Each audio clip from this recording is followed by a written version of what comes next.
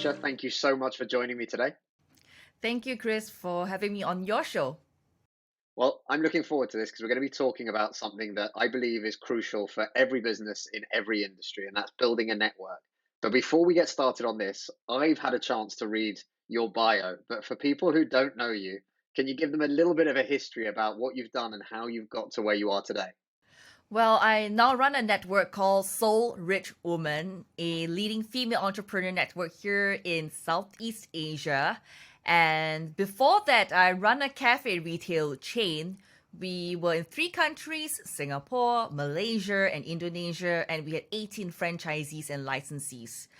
But before all these happened, I was supporting myself through school since I was 14 years old, often being bullied, often the subject of, I would say, the point of focus where everything just penned on me, right? And that was quite a devastating season in my life. But I would say that good thing my mom is a savior and a pillar of strength.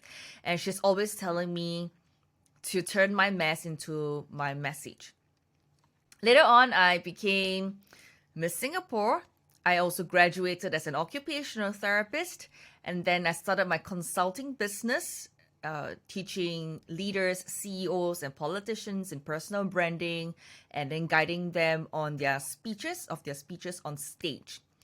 So all these things came to a halt when, because I started really early, I kind of go through a midlife crisis or quarter life crisis way much earlier in my years. So I asked myself, is this the life that I want? Do I want to trade time for money? I work, I get paid. I work, I get paid. I don't work, I don't get paid. So in 2012, I went online, and then I made quite a fair bit of money. I would say $100,000 in 3 months. I made $1 million within a single year, just by teaching entrepreneurs how to move online, at the same time me myself moving online. So that really transformed my business and my life and my perspectives of how business can be run uh, in the place that you call home, the playground, or wherever you are at. That's amazing. I mean, there's so much to unpack there. I, what? Yeah, one fantastic, and I think your mum sounds like she was absolutely a rock for you in terms of helping you out. Two, I can't believe people bullied you. I think that's outrageous. But one of the main thing is you mentioned you created a coffee chain, a retail coffee chain. So how did you get involved in that? What was the because that's a big shift, right, from everything else that you have been doing.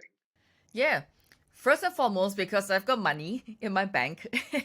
That's for sure, right? You're looking for something to invest in and do something, right? But you see, I was not into F&B. I was not a barista. I had zero business experience, zero F&B experience, zero coffee experience, literally zero. But why did I even enter into a cafe retail chain business? Well, that's because I found very good partners whom I work with, and each of us manifested in our own role. What does this mean?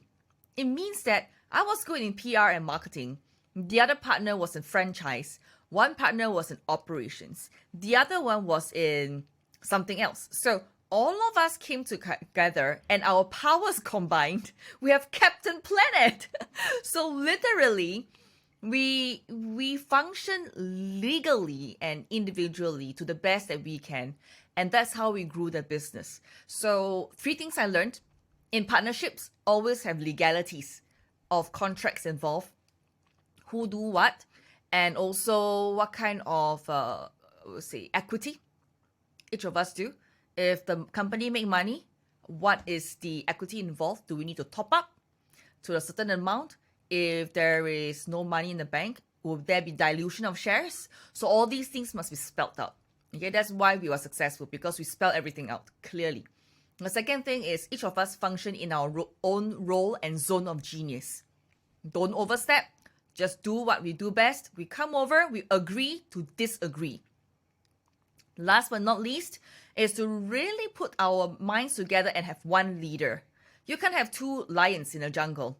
You have one king of the jungle and follow that one. So even though we are 5 partners, we are all business owners, we run our own stuff. When we came together, we followed one leader, and all of us came together to contribute and move as a ship with one captain on board.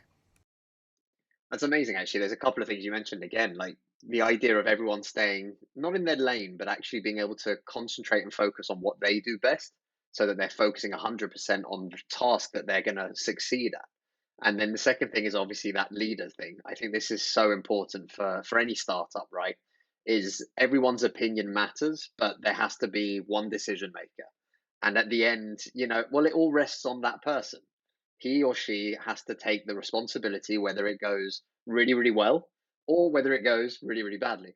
But everyone's input's important, but that final decision has to be made. And you're right, by having that written down, by having it clear as day, there is no mistaking that. There's no sort of arguments or problems afterwards. And especially, I'm sure you've seen this as well, when friends get into business together. And there can often be problems later on down the line when somebody's not feeling like the other one's pulling their weight or whatever the problem might be. Again, a very simple shareholders agreement, having those things outlined as to who's going to do what, how, where, why, and when, and what happens if things should unfortunately go wrong. Yeah, definitely. I had a failed business partnership, and that was why I love this relationship or business partnership. Before that, I have a failed one. I went into a six-figure debt because of the failed partnership. Like what you said, friends coming together, writing down on a napkin and said, hey, let's start a business today. All right, so I'll be the major shareholder. I'll just be a sleeping partner. And then the other two draw salary. They just do whatever they needed to do. But at the end, who's accountable? I thought I was a sleeping partner. Well, I slept through it, and in the end, I had to bear the brunt of all this shit. So, been there, done that. We've all got a couple of horror stories. If you've been working for yourself or in business for a while, everyone's got a couple of horror stories. But it's fun because actually a lot of people don't talk about this. They'll tell you about, the business that they built and that got acquired and that they made money on and that was fantastic. And then they'll forget. They'll kind of don't talk about those ones where it went terribly wrong or you ended up, having to chase people for money or like you say, you end up having to pay the debts because of somebody else's actions. But anyway, we didn't come here today to talk about miserable things like the ones that failed or anything else. But we are going to be talking about building a network. And for me, this is cornerstone to any business's success. Any brand, whether it's personal, I don't care what you're doing. If you want to be an influencer, if you want to have a Twitch channel, if you want to run a business, if you want to grow a retail business, all of these things come down to building a community and building a network. So can you tell me a little bit about what Soul Rich Woman does? And then maybe a little bit about how it got started more than anything else. Well, Soul Rich Women help women to go from offline to online, so to build their personal brand, to get clients and leads online, and last but not least, to establish their confidence and, of course, to own and love the F word, which is being fabulous, having freedom, financial independence, and a happy family. Because to us, our success look different. So I don't want to define a success for the women. They will have to define the success for themselves. But Soul Rich Woman inherently means that the soul in itself can be rich on the inside and the outside. So when your mind, body, soul is aligned, everything else just moves. That's why it's called Soul Rich Woman. Now we help women to get there by using a few vehicles, which is podcasting, live streaming, and online course creation. And of course, scaling their businesses through delegation and stuff like that. And we also look into how they kind of monetize their knowledge, and all this with the help of the Soul Rich Woman Blueprint. So I got started when I was running my cafe retail chain business, in fact, because I was based in Indonesia. And I asked myself, I said, hey, what am I supposed to do? Because I just felt a little bit empty, even though I was running a cafe retail chain. I had all the money and all the success and all the fame that I needed. But there was still something that was missing, which was my calling, which was my real purpose. So during that time, it was kind of like a quiet voice that rose up within me and got me to turn on my microphone and camera once again to kind of stream. I do a lot of live streaming back in those days, and I used that as an opportunity to reach out to grow the community. So it's literally through consistency that I grew my community. And back in the day, it was called You Are Possible Academy.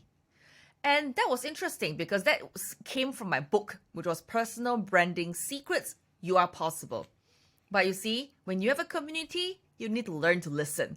They told me, hey, Genecia, we are not connected with the name. You Are Possible Academy. It sounds so school and so university.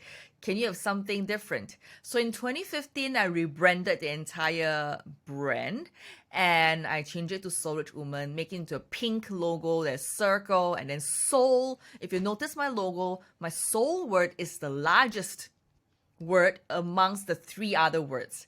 Because soul, when you have a soul, that's when everything flows. So that is what we represent and that is what we do. I think that's awesome. And something that you mentioned there, if you're growing a community, and I don't care how big or small it is, listen. The same way as if you're growing a company, listen to your customers, to your suppliers, to your team members. Again, we talked about it earlier. There is one leader, there's one decision maker, but listening for that feedback is so important. I mean, you could have stuck with your idea of what you thought it should be, but obviously, changing this has had a really profound difference, right? You've grown this network now to a couple of 100,000, is it? Yeah, we're at a 250,000 now. 250,000 now. And this is an incredible network. And where do you bring everyone together exactly?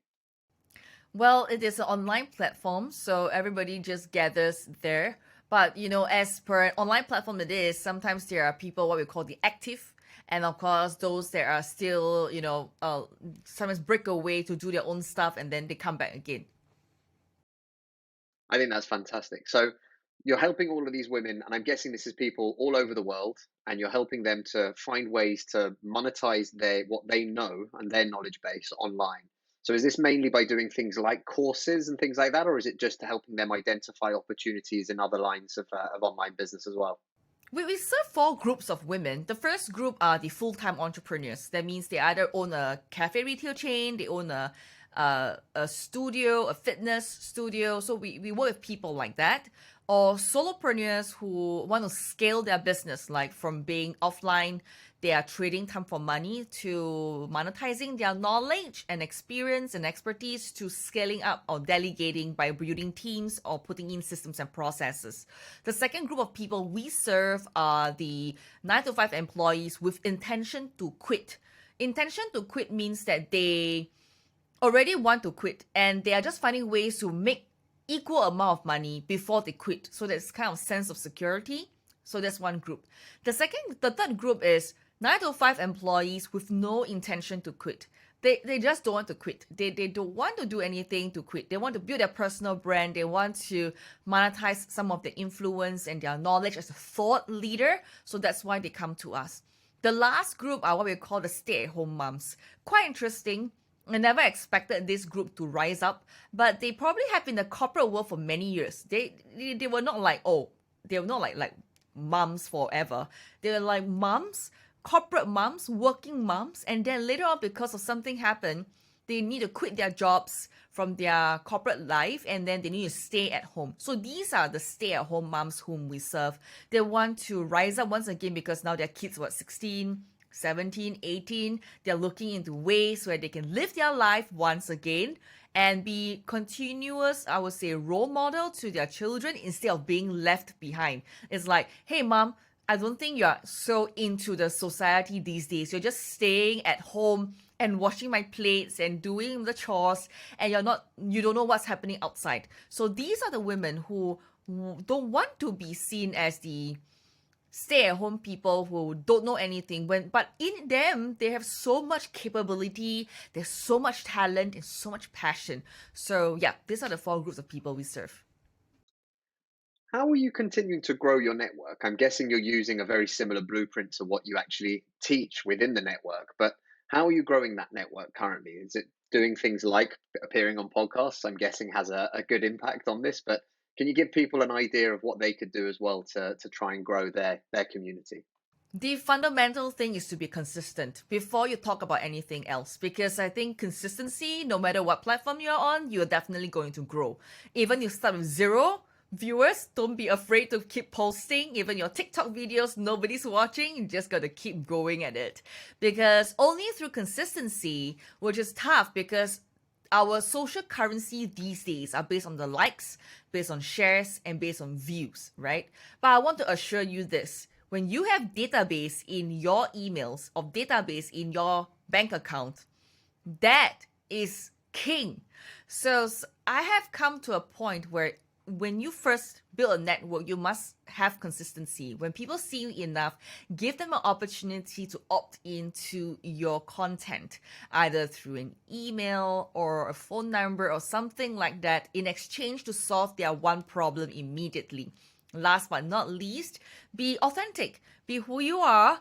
And if they like you, they know you, they trust you, or they respect you, that's when you're going to have a network. They're going to get referrals. People are just going to introduce people to you if they love what you have for them. Because you must remember, if you're not able to solve that one problem immediately for them through your content, through your own ways, that's when you're going to lose them. Because these days it's really noisy in the marketplace.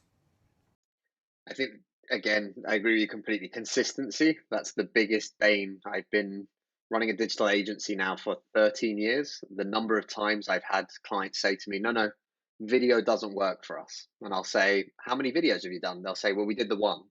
And we tried a Facebook Live once and it didn't work. And you're like that, well, it's not really how it works. And the consistency element is so, so important. We started this podcast 2 and a bit years ago.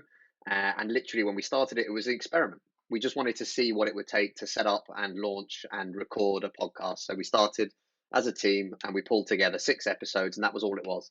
And since then, every week we have a new episode. And every week, slowly but surely, the numbers are growing. And every month it grows a little bit more. And it's fantastic to see what you can actually do. But you have to put in that effort. And I know people, and I've helped people to launch podcasts where they've released the first 5, 6, 7 episodes, and then oh, this is quite like hard work, right? We've got to actually do something. We have to get in touch with people. We have to find potential guests. We have to promote the podcast afterwards. All of these things do take time. And I think that's one thing where people fall down is on the consistency and what you mentioned, authenticity. And I'd love your opinion on this. I think people confuse being who you are with being who they think the audience wants them to be. And I feel like too many people confuse this. Being who I am, I come across sometimes. So in the UK, I don't know if you've ever tried Marmite.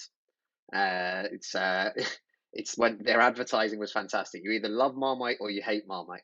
And I've been referred to as Marmite a few times in my life, professionally and personally, and I'm okay with that. But I'm very, very particular. I am who I am, but some people love that, some people don't. And what I think a lot of people mistake is they try and please everyone. And what they end up doing is being so vanilla that nobody can relate to them. And that causes a much bigger problem, which is no one loves or hates them, but just people don't really care one way or the other. Do you find that happens quite a lot? The only reason why this will happen because the person do not understand their own, I would say, values and their belief system. It's like I will call you a panda. A panda means it's a bear with black, round, furry fur around the eyes. You know the China panda? But Singapore has panda too, okay? We loan them from China. But nevertheless, panda means that you are a bear that pleases everyone. In Mandarin, we call this 人见人爱, means everybody who sees you will, oh, you're so cute. And then that's it. So it happens when you don't understand where you stand and who you are as a person. And the only reason why you don't have that is because you have not fully comprehend who you are, the purpose of why you exist in this humanity, in this world. What can you contribute with your voice, with your systems, your processes, with your brain juice? I think if you are able to find your footing or standing as an individual in this, where you stand in humanity, I think that in itself gives you at least a 1% advantage to not be a people pleaser, but rather be a person who is centered and then be able to speak your own voice. I think it's quite a tough challenge for a lot of people, though, in the sense of being self-aware enough and working on yourself enough to like be able to understand what you mentioned there, your core values, what your purpose is, what's your mission, what's your, I mean, to quote Simon Sinek, the title of his book, start with why. There's a lot of people, we talk to multiple businesses every week, new businesses that we've never spoken to before, and we'll often ask that question, what's your why? And there are huge numbers of big companies making good money that can't articulate who they are, their mission, vision, values. So I think for individuals, that must be quite a challenge. I'm guessing you help people to kind of identify these things and to become more self-aware. Definitely. I think the reason why I could arrive at this stage, Chris, was because I went through a stage when I was going through a lot of healing work. I do a lot of inner work since 2006, and I went through different programs to really understand my life and who I am and what I stand for. So it's not conscious to everybody. But why not I bring this model up? It's called the Johari's window. Go Google it. Johari's window simply means that what you don't know, you don't know. So how are you going to find ways to raise your awareness 1% just by moving into the unconscious, from conscious, unconscious to conscious part, so that you can work on it? I'm not asking you to transform your life immediately just like that, but how about that 1% every single day? You be aware in 365 days. So it's managing expectations of what society deem us as authentic versus of how we progress to live our life to the fullest potential and be present authentically. That the 1% every day is huge. And when you give people the actual numbers, 1% improvement every day for a year makes you 37 times better at the end of the year.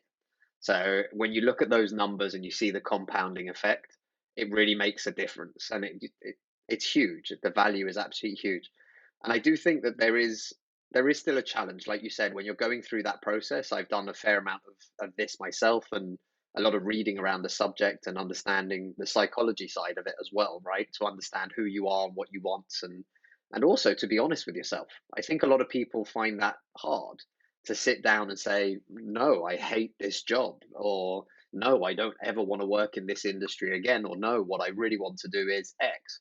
And I think people do find that a challenge. So even people that have started businesses, even businesses that are successful, I'm still amazed at the amount of people I meet that unfortunately aren't necessarily doing what really makes them happy at the same time. And it comes through. I think that's a big challenge for everybody. It is indeed. I have to agree with that. So, okay, let's talk about what people that are listening can do right now to help them with their networks and what they're trying to do in terms of growth. Can you give some of the ideas of what you did towards the beginning? You mentioned they're obviously getting back into your lives and having some sort of a personal brand and things, but what are some of the techniques and tools that people can use right now to try and help them build a network?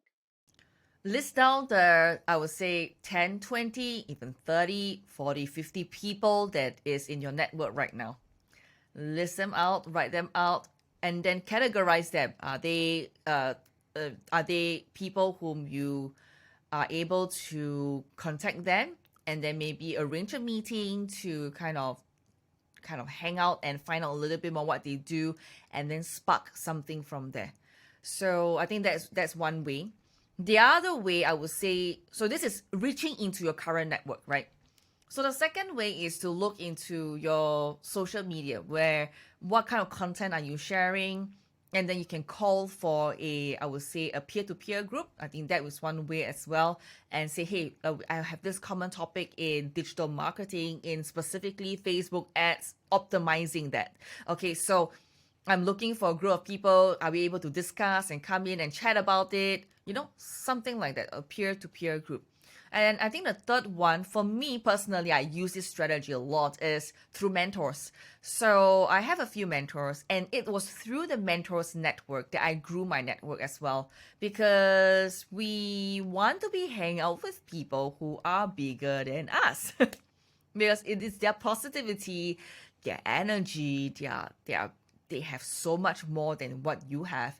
And if you network with the people who are bigger than you, that's when you will grow, right? Even though it gets really, really uncomfortable to be hanging out with them.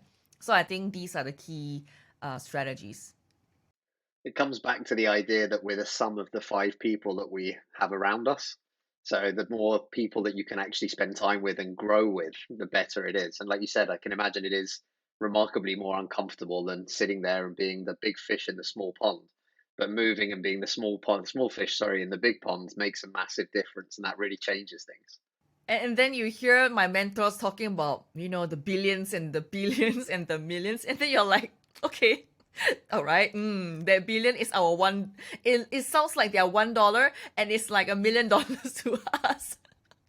So, and then you hear the investment portfolios and things like that. I'm like, wow, how is that even possible, right? You have never even seen it before, but you see it through their eyes, through their actions, and that's how you keep yourself excited and the fire burning, right? And keep moving up. I think it's good though as well for people because obviously it's nice to look at the ones who have really succeeded, right? The unicorn companies and things like that. But I think it's also really useful to look at the next stage. Who's the company that's one or two steps ahead of you? Who are the people that you know are just that little bit further ahead of you and where you're trying to get to, and how are they doing that? Because I think otherwise it's one of those things that we have mental blockages, right? If you say, how do I go from zero to $1 billion revenue? I mean, Jesus, it's scary, right? It's too far, it's too big. But if you start with, how do I go from zero to $1,000, you can make that happen. And then going from 1,000 to 10,000, you can make that happen. And then go from 10,000 to 50,000 or 100,000 and so on and so forth. So kind of breaking that down. And I do think as well that mentors, I think a lot of people are worried or scared of reaching out to try and find mentors, or even not understanding that potentially once you've had that little step of success, you can also be a mentor to somebody else and help pull them along from the steps that you were at maybe a year ago or whatever else. How do you, or do you try and convince people, or do you try and encourage people to get involved with that side of things? I do encourage people to either become a mentor or to find a mentor. I think it just two sides of it. I think finding a mentor, it's an art and science to it, right? First, you must be able to fully respect the person, because a lot of times we find a mentor or find a coach is like kind of 1 year in and then the other year out. The other one is you must be able to see the result that your mentor have and then work towards it, right? And work with your mentor on it. The key thing, the role the mentor plays is to look at your blind side. Where are your blind spots? And are you able to be willing to open yourself up and be vulnerable, be willing to ask for help, and be able to move in that direction of the mentorship? To become a mentor, it takes courage as well. A lot of people have the belief that they can't do it, right? But you see, that's where the peer-to-peer, or what you call the mastermind groups, prevails. And that network in itself serves its purpose, because when you can borrow courage from a group of people who are similar to where you're at, and then you help someone who's just one step behind of you, it seems more, I would say, real as to what you said, to $1 billion to $1. So it seems more easier to from $1 to 1,000. And that is what I always communicate with my women. It's like, I'm not teaching you to do passive income $1 million, right? Can you start earning your first dollar and then earn your first 100? And then when you are able to collect passively or recurring income of 100, you move to 1,000, right? But you see, the marketing message out there is always like this: I can teach you how to make $1 million.